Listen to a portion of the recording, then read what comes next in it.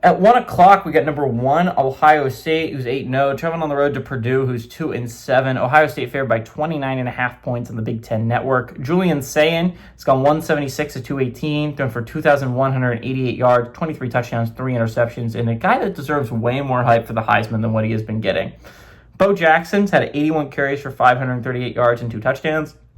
Jeremiah Smith had 57 catches for 725 yards and 9 touchdowns. What's so amazing about Jeremiah Smith is he's probably the best receiver in college football. And he's not like ahead by a lot. Carnell Tate is only like 25 yards behind him in receiving yards. That's how good this football team is.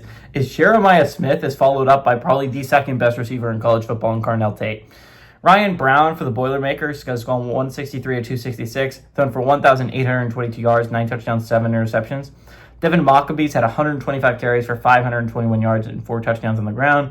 And Michael Jackson III has had 50 catches for 456 yards and a touchdown. Ohio State is 42-15 all time against the Boilermakers. Last 3 games have gone to Ohio State from 2021 to 2024.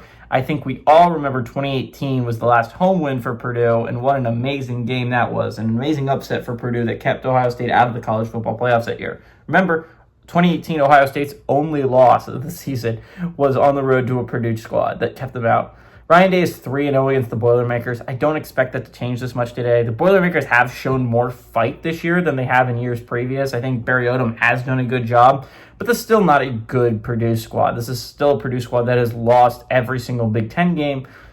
They've shown more fight under Barry Odom than they did before. They took Michigan to the brink last week, but again, this is just not a great Boilermaker squad. The conversation to Ohio State is really interesting because college football playoff had them as the number 1 team in the country. I think right now Indiana has a better resume than them. And if the season was to end today, Indiana should get the 1 seed over them. But the season doesn't end today. And Indiana has played 1 more game than Ohio State, and it's only 3.5 games up, 3.5 adjusted games up on Ohio State. A ground that Ohio State could easily make up. Now, again, they don't play the hardest teams down the stretch. Neither of these teams do, right? They're not going to add a lot until Ohio State goes on the road and plays Michigan at the end of the year. If Ohio State can go on the road and beat Michigan, they are the 1 seed unanimously, heading into the Big Ten Championship where everything could flip on its head and Indiana could end up getting the 1 seed regardless.